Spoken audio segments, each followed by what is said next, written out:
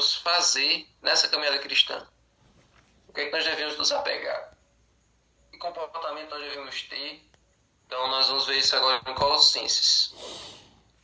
Colossenses 3, do 12 ao 14, diz assim: Portanto, como eleitos de Deus, santos e amados, revistam-se de profunda compaixão, de bondade, de humildade, de mansidão, de paciência.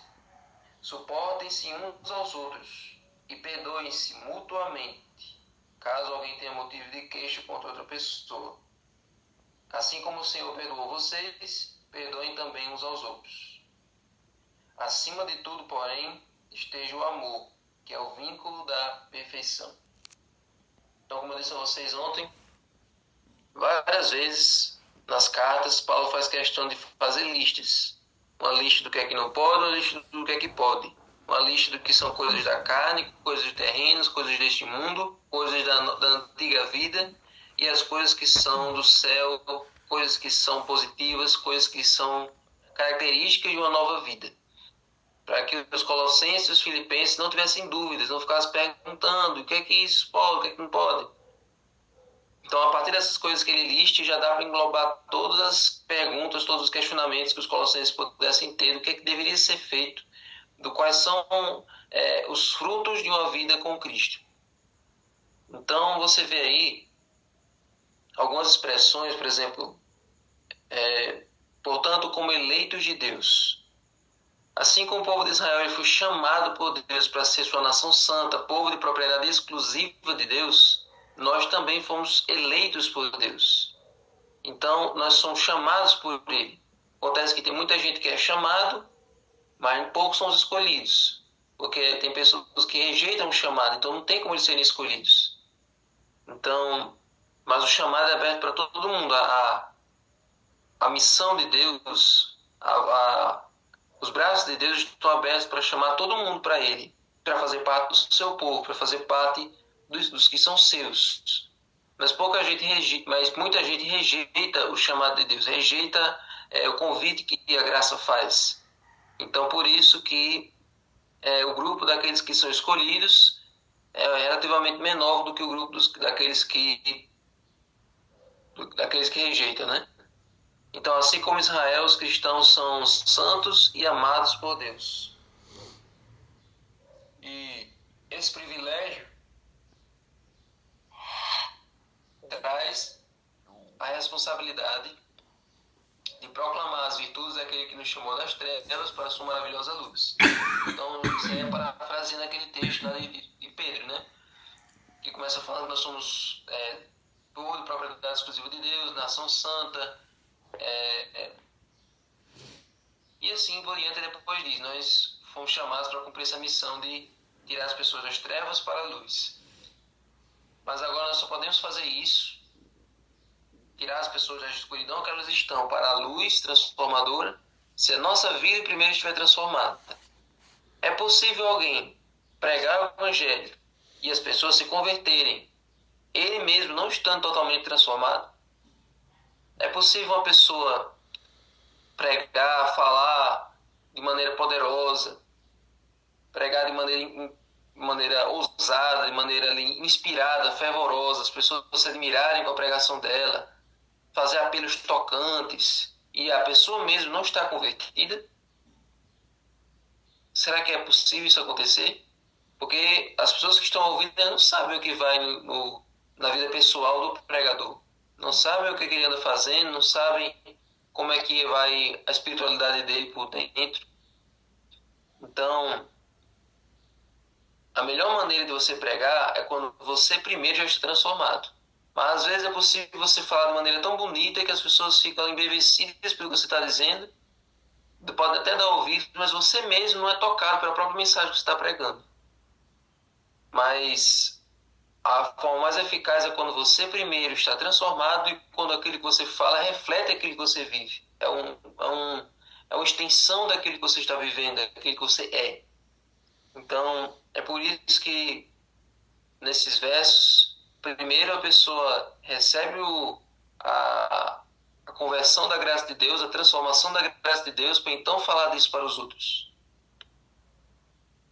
Então, as qualidades que Paulo mencionou foram profunda compaixão. O cristão precisa ter uma compaixão profunda pelos outros. Precisa ter bondade, humildade, mansidão, paciência. Algumas dessas características aí fazem parte dos frutos do Espírito. Então você pode imaginar que isso aí, novamente, repetindo, uma pessoa que está experimentando uma nova vida com Cristo tem que demonstrar os frutos do Espírito na sua vida. Então, se nós estamos há vários anos na igreja, mas nós ainda não aprendemos a ter amor, alegria, paz, longanimidade, que é paciência, benignidade, fidelidade, mansidão, domínio próprio. Acho que faltou um, né? Mas se nós não tivermos esses frutos ainda em nossa vida, se nós não exercitarmos isso no nosso dia a dia, então tem alguma coisa muito errada acontecendo conosco. Talvez a gente ainda esteja alimentando as obras da carne. Talvez a gente ainda esteja sem receber esse batismo do Espírito todos os dias. Um cristão que não coloca isso em prática, que não é amoroso, que não é benigno, que não é fiel, que não é longânimo, ou seja, não tem paciência, que não tem domínio de si, esse cristão não é cristão.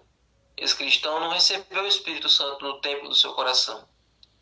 Então nós temos que correr atrás para receber e demonstrar esses frutos no nosso dia a dia. Então, olha, além desses frutos, né, disse assim: suportem-se uns aos outros. O cristão precisa aprender a suportar uns aos outros. Note que o verso ele nem fala assim: aprendam a conviver, se respeitem uns aos outros. O cristão está dizendo aqui que tem que se suportar uns aos outros. Ou seja, nós temos muita coisa, nós temos muitas características em nós mesmos que são chatas, que são difíceis de tolerar. Todos nós temos um lado muito difícil de o outro conseguir aguentar. Então nós temos que reconhecer isso. Tem pessoas que consideram todo mundo insuportável, mas ela mesmo não se acha. Mas na igreja é o lugar para nós aprendermos a superar as diferenças e ter que conviver com o outro. Entender que às vezes o que a gente acha de insuportável no outro é uma oportunidade para nós crescermos na fé. Então, ao invés de se tornar uma pedra de tropeço, se torna uma forma de burilar você.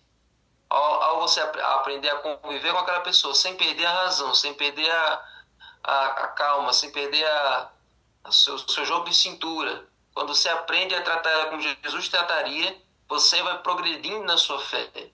Agora, se você cai na pilha, se você começa a revidar, se você começa a agir como aquela pessoa age, então você está tropeçando, você está deixando que aquilo afete a sua vida espiritual. Então, o chamado de Deus, através de Paulo, é: suportemo-nos uns aos outros, em amor. E aí, olha só, e perdoem-se mutuamente. Perdoar é um exercício que da vida cristã talvez o mais difícil, porque muitas vezes a gente não quer dar o braço a torcer. Tem pessoas que preferem guardar o rancor durante anos. Às vezes a história já está muito tempo atrás, a pessoa ainda guarda aquele rancor cegamente. Tem pessoas que têm uma memória ruim para as coisas que são boas, mas têm uma memória boa para as coisas que são ruins. Né? Deixa eu agora criar um trocadilho aqui. Tem pessoas que têm uma memória ruim para coisas boas e memória boa para as coisas ruins. E ficam guardando aquilo durante anos sem motivo nenhum. Então, a vida cristã nos ensina que nós não devemos fazer isso. Se nós tivermos rancor ou intriga com alguém, não entraremos no céu. Isso aqui não é uma brincadeira, isso aqui é uma coisa séria. Se você estiver guardando alguma mágoa, alguma rixa, alguma coisa contra alguém, você não vai para o céu.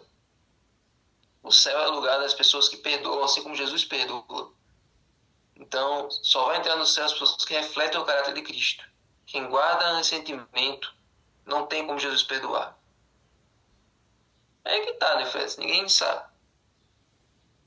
As pessoas são orgulhosas, as pessoas não querem passar por cima da sua arrogância para se diminuir e pedir perdão ao outro. As pessoas não querem fazer as pazes, as pessoas querem se manter no seu trono e não se submeter a estreitar os laços com aquelas pessoas com quem elas erraram ou que erraram com elas. Mas enfim, é uma coisa que o Espírito Santo precisa colocar no nosso coração. Mas tem gente que fica dizendo, eu preciso melhorar nisso, eu preciso melhorar nisso. Mas não, mas quando tem uma situação, a pessoa não melhora, a pessoa, né? Então, gente, devemos perdoar os outros assim como o Senhor nos perdoou. Por isso que na oração do Pai Nosso, Jesus diz, perdoa nossas ofensas assim como nós perdoamos. Então, se eu não perdoo o outro, não tem como eu pedir perdão de Deus.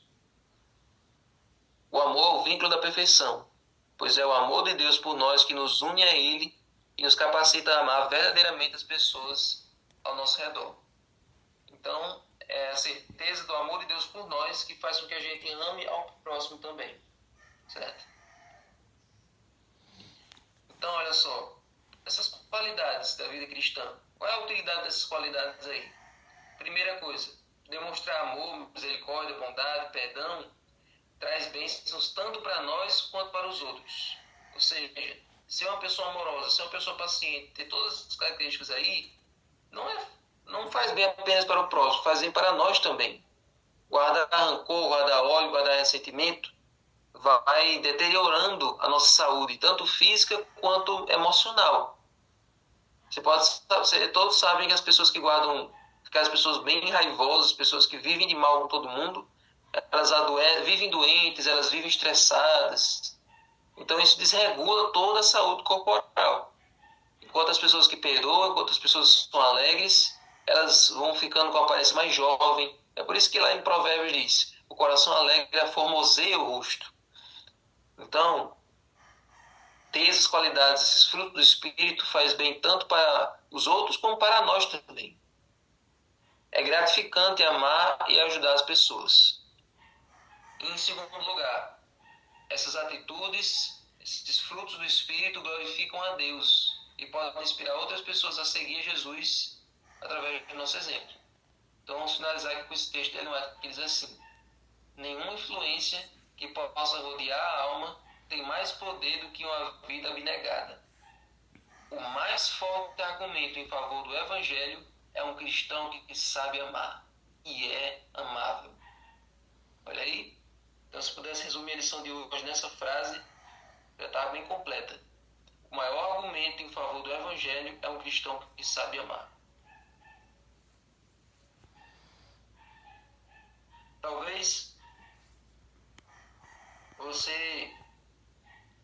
um de nós esteja em contato com uma pessoa que seja ateu, aquela pessoa que não quer saber da Bíblia, não acredita em Deus, não acredita no criacionismo, não acredita na Bíblia como um livro sagrado.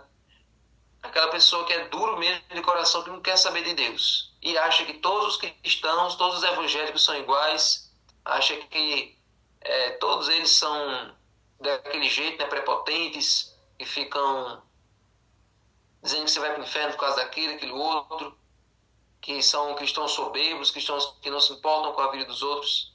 Então, quando você chega na vida de uma pessoa dessa e demonstra amor, ele vê que nem todos os cristãos são do jeito que ele pensa e que você, na verdade, é o melhor exemplo de cristão que ele vai conhecer. Então, o nosso maior argumento em favor do Evangelho não são discursos rebuscados, não são teorias eloquentes, teses mirabolantes. Não é isso. O maior argumento em favor do Evangelho, o maior argumento para provar que você é um verdadeiro cristão é o amor. Quando você demonstra amor por aqueles, principalmente por aqueles que não merecem, então as pessoas vão perceber que tem alguma coisa diferente em você, que vale a pena ser como você, que ser como você faria muito bem para a vida delas. Já pensou as pessoas reconhecerem que imitar o seu exemplo vai fazer bem para elas? As pessoas possam dizer assim: nossa, ser como irmã Fátima é uma coisa que eu gostaria muito de ser como ela. Eu queria ter esse amor, eu queria ter essa paciência, eu queria ter essas qualidades que ela tem. Se eu fosse 1% como essa pessoa, minha vida seria melhor. Então que nós possamos batalhar para que a nossa influência nesse mundo seja positiva e não negativa. Para que nós possamos fazer a diferença e não ser só mais uma multidão. Senhor Deus, muito obrigado, Senhor, porque o Senhor nos escolheu. Muito obrigado primeiro porque o Senhor nos chamou e nós atendemos o teu chamado. Mas agora, Senhor, nós atendemos o teu chamado para que nós possamos progredir nessa vida espiritual. Nos ajuda, Senhor, a sair desse limbo, a sair dessa condição de ser mas não ser, de estar, mas não estar, de pertencer, mas ainda achar que estamos lá de fora.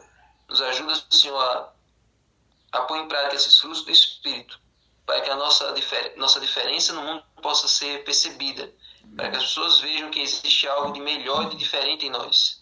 Então fica conosco, nos ajuda a refletir o caráter de Cristo. Em nome de Jesus. Amém. Amém. Pode arrochar, né, Fred?